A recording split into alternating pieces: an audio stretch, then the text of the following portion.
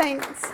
So how I got to do this presentation is when we were organising the summit and with the external people, so there's about 30 or 32 external people in the room, and from Sydney, Melbourne as well as Perth. And a lot of people were saying they couldn't present. And then we started to think about it, and then we realised that people weren't comfortable in presenting at the moment because it's really quite new for them. So using a lot of like the Microsoft tools in teaching and learning is reasonably new. So thank you to everyone that did step forward and present. We do really appreciate that.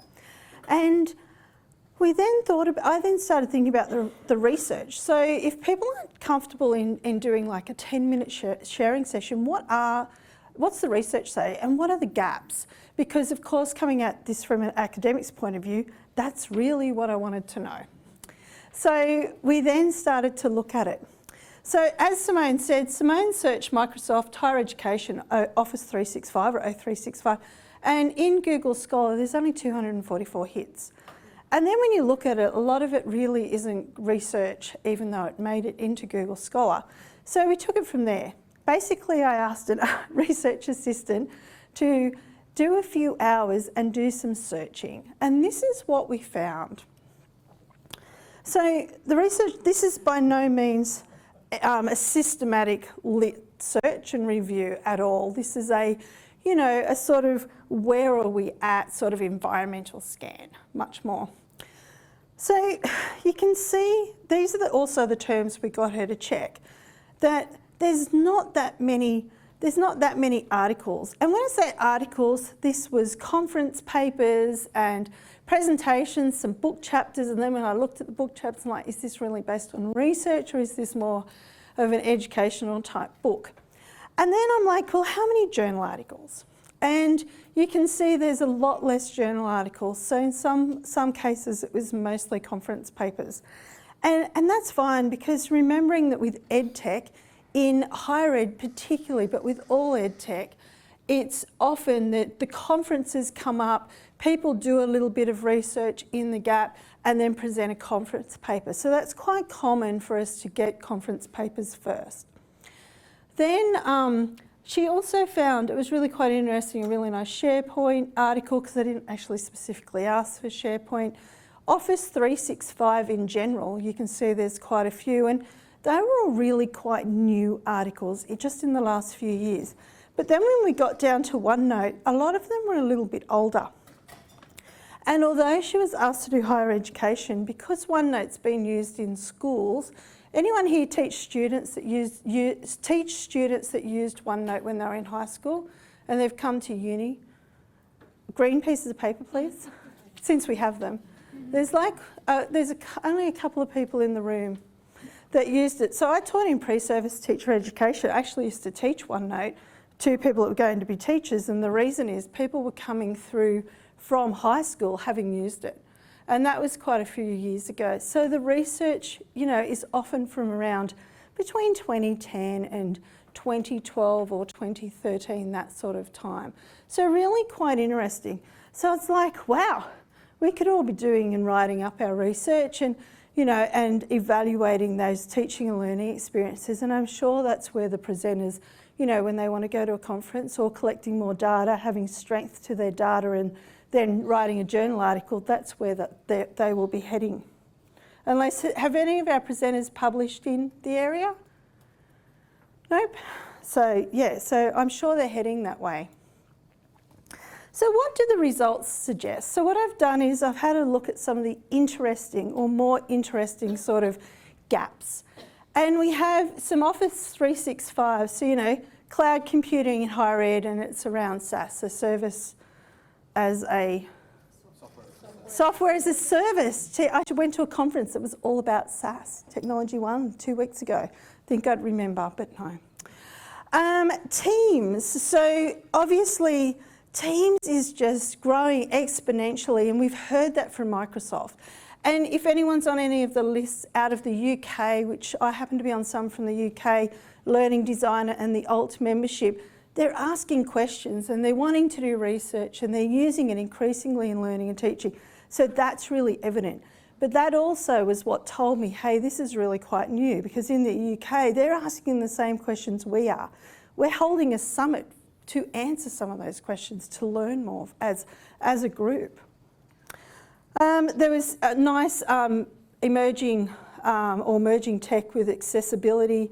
I found it was, you know, from Skype for Business to Teams doing that journey. So I found that really quite interesting as well. And then there are a few sway, so collaborative learning, innovation, engaging digital stories, again for students with disabilities. And I think that was in K-12, but you can see that depending on what the tool is, depends on where people are reporting it and how they're reporting it. So really quite nice. And you can see the SharePoint was environment for group work, group project work.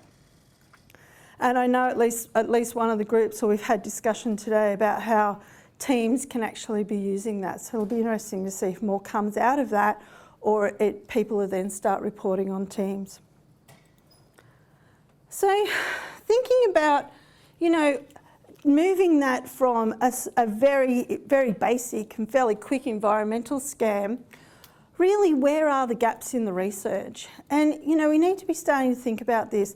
What is the purpose in terms of the educational value to us? Are we adding any educational value by reporting our evaluations? And I think so. And that's probably why I'm standing here doing this presentation, to say, hey, you know, we're hearing all these things, we're having great discussion, but let's remember to, you know, to publish it in some way, whether it's a conference, and there's lots of really great conferences out there I learned from this environmental scan, whether it's at a conference or it's in a journal article. And just, of course, we need to remember what our research question is and where is the gap in the literature. So just saying we're using Teams is probably not a gap per se, but it's about, you know, increasing active learning, increasing student engagement and motivation, increasing their agency through choice, increasing their self-regulation. Okay, self-regulation in my definition being motivation and metacognition in context. So that's a fairly simple Carol Dweck definition. So then it's about thinking about the themes for the potential research. And so instead of, as I said just then, saying we're using this tool, it's a tool. So it's not researchable in itself. It's around actually thinking about what those questions are and how we're using it, whether it's, you know, active learning or curriculum and integration, etc. So that was just a quick brainstorm, but I know that there's heaps more. And then once we're thinking about the potential research, what are those topics and questions? What is that data? Are there potential collaborators? Thinking about cross-institutional, there's a great range of people here. Is there anyone you want to go and chat with? It's a really great opportunity. And do that potential cross-institutional sort of thing. You know, someone at Griffith might know someone that's working in chemistry that can then team with the ECU people, for instance. Really nice cross-institutional. Thinking about the time frame, obviously more than one iteration or cohort leads to a greater depth of data.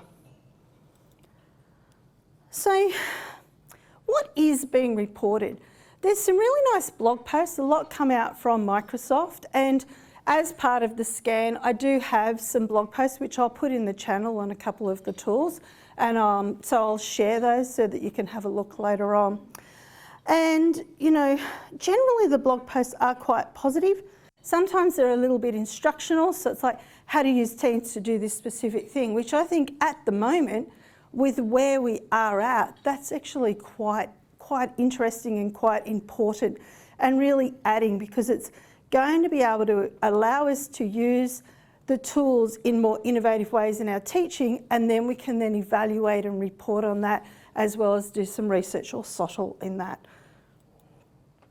So thank you, everyone. I would like to acknowledge my research assistant who did do that lit searching in such a short period of time. So thanks. Are there any questions? Yes? Was the literature search in an Australian context or international?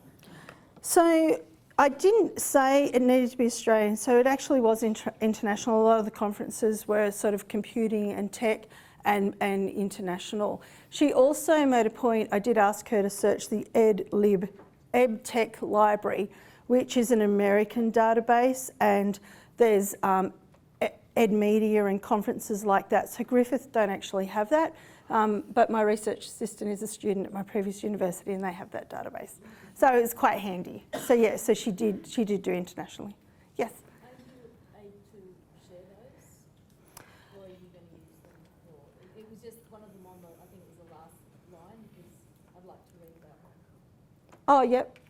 Yeah, if you Remember what it was. just, contact me and I'm happy to email. I have copies of them, so I am happy to find out which one it is and email you that article. So she gave them to me with OneDrive. So yeah, happy to email it through and share as well the social media.